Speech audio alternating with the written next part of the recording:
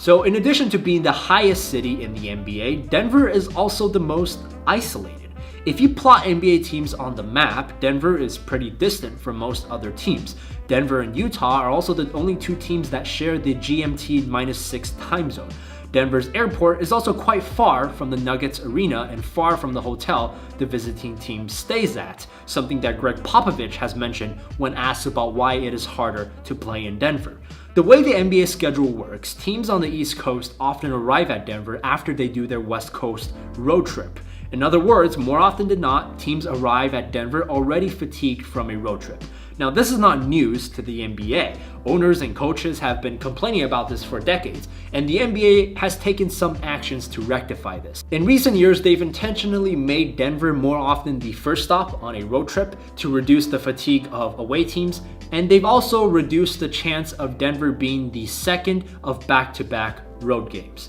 But this is not a resolved issue. Some opposing teams want the NBA to crack down even harder on the Nuggets' advantage and make road games there easier, while Denver maintains that further intervention from the NBA would be unfair and unjust. According to Nuggets head coach Mccollum, it's been a point of contention to where they've cut it. This is the Denver Nuggets. They're up in Mile High. They call it the Mile High City. It's pretty lung crushing up there. Media market size. The people love it. Mike Bibby is their starting point guard. He is a pretty solid point guard, knows how to play make very well. Pretty good at passing, but I think one of his best attributes is catching and shooting. He's a very good catcher and shooter. If there's any big men that get any double teams, he's probably the one to pass it to because he can get it anywhere on the court. He can shoot the mid-range. He can go to the rim. He doesn't necessarily dunk on anyone. You know, he's not going to put it over your head, but at the same time, he's going to make the smart play.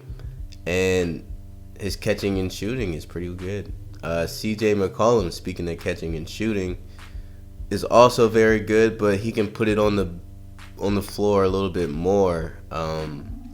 Very sneaky ball handling. You know, people hear Kyrie Irving and, you know, people like that. But CJ McCollum, if you sleep on him, he'll get you. He's a very good space creator. Very good at the three. Can shoot the mid-range very good.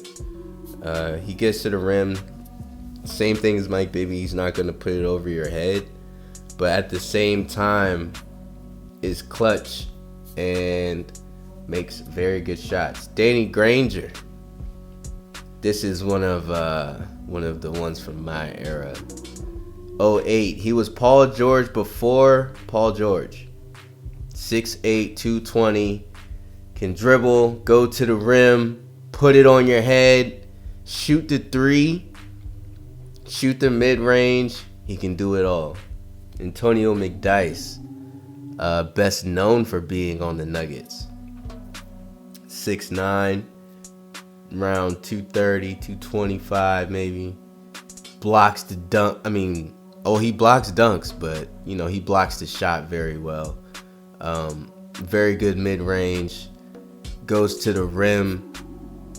Finishes hard. Not as hard as Sean Kemp, but like Sean Kemp light, I guess. Antonio McDyess is just one of those old school power forwards. Nikola Jokic.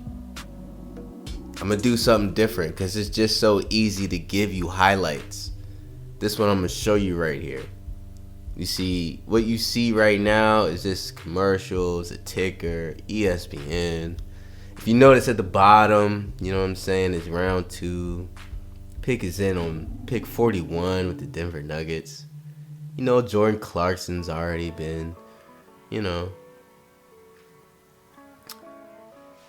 And it just so happens to be Nikola Jokic, okay?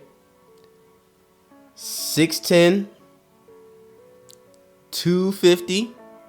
Not the biggest, not the fastest, not the strongest, but the current MVP. How? Because he can shoot the 3 for 1. He can shoot the mid-range for 2. He can shoot the post for 3. He can pass for 4.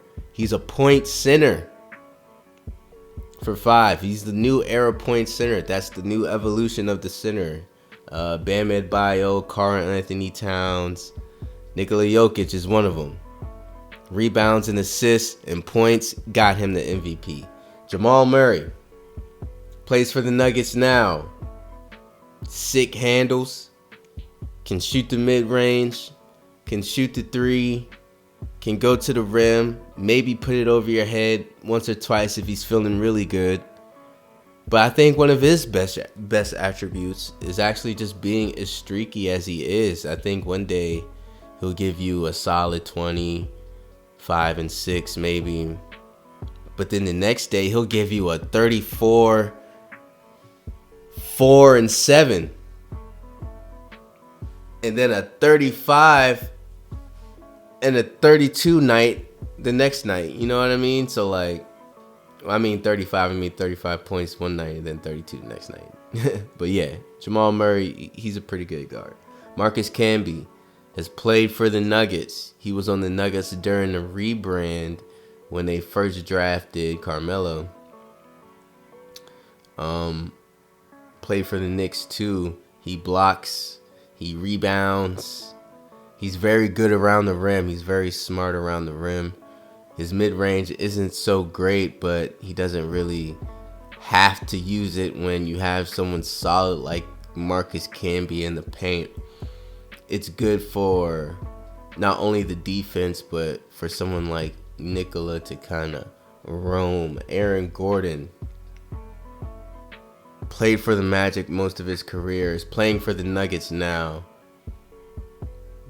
His hops is out the ass, man. I mean, if you haven't seen the 2016 dunk contest, people say it's the greatest dunk contest ever. I mean, he does dunk contest type stuff in game. At least he used to, but now, you know, he is. Aaron Gordon just... When I seen him in college, I figured he would be this guy.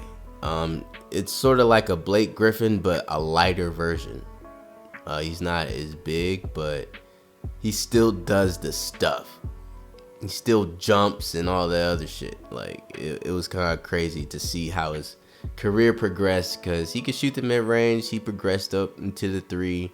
He can shoot the 3 a little bit now, but it's more so just like, man, his athleticism is nuts. Buddy Hield could shoot the 3, shoot the mid-range, catch and shoot. Not exactly the best dribbling, but you know, he can get it done. Dario Saric can shoot the 3, 6'10", 220. Nazir Muhammad, 6'11". He's a center, old school, rebounding. Aaron Brooks, point guard, 5'10", shoots the 3 like crazy. And then lastly, we got Drew Gooden. Looks exactly like Joe Budden. But he's 6'9", he's a power forward. Michael Stauffer is a fake coach, so I don't, you know. Mid-range scoring, 3-point scoring, layups, and rebounding are all the low post and low post offense are strengths, and steals, ball handling, defensive IQ, and strength is a weakness. I can definitely see that with Jokic at center, but Marcus Camby coming off the bench. We'll see how that turns out.